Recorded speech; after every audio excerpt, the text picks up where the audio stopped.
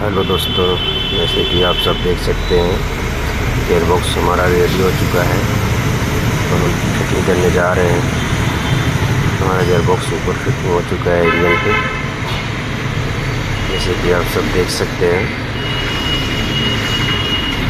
और हम अभी इसको पूरा नट अच्छे से टाइट करेंगे।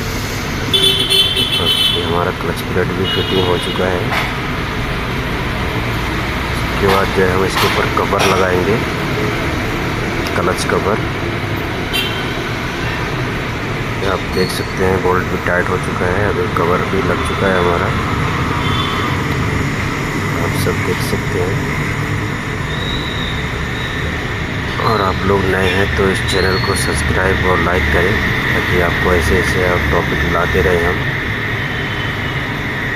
और आपको कोई भी चीज़ का वीडियो चाहिए तो आप नीचे कमेंट में ज़रूर बताएं, ताकि हम आगे वो वीडियो को वापस लाएं, वीडियो अपलोड कर